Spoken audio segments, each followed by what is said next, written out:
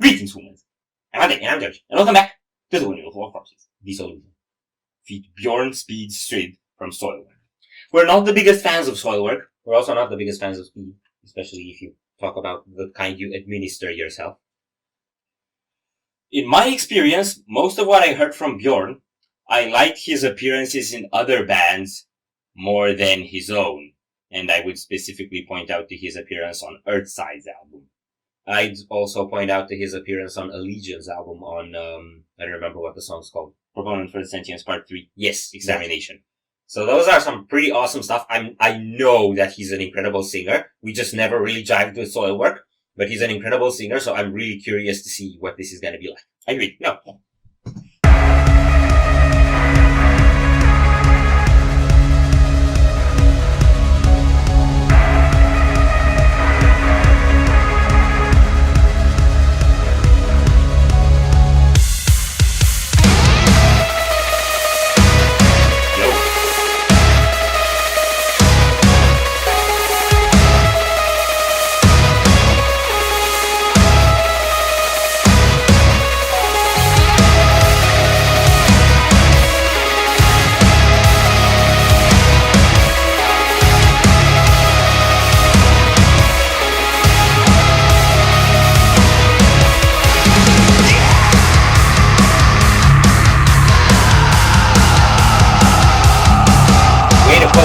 Off the get-go.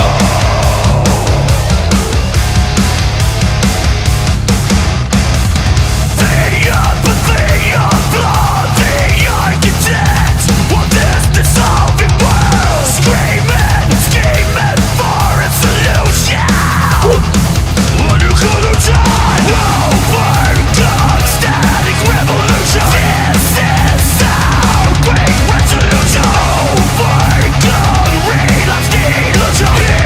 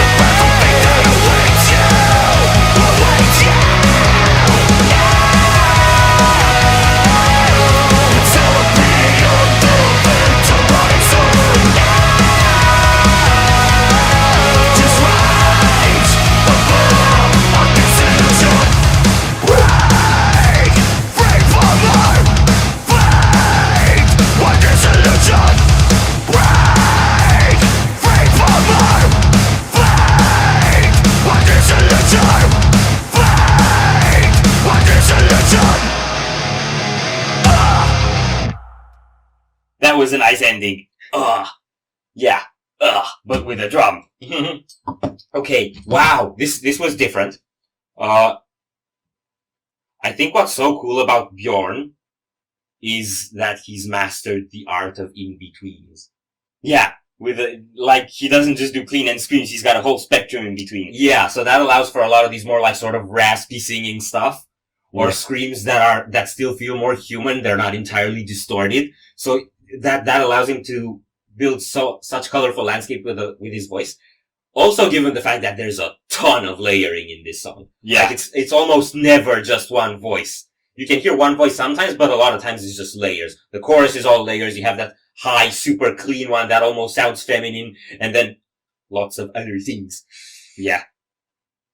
I think other than that really high note, almost all the cleans have a certain degree of grit to them. Yeah. Just enough to go well with the more harsh texture of the entire song, actually. Mm-hmm. It's a very marching one again. Yep. But with like some more rhythmic intricacies in there. Mm-hmm. Like it wasn't that much straightforward. Particularly the bridge section had some really nice drum transitions through there. I think those were actually my favorites. And the bass snippet. Okay, so the bridge section was probably my favorite part too, because you have this whole soundscape being developed through the first two verses and choruses, and then it just strips down when it falls into that galloping groove, and then it just strips down even further to just the bass. Yeah. So that was like, forget about all that for a second, let's just get some raw primal energy. Yeah. And then it allows you to build back up from that, so that was all super, super cool. And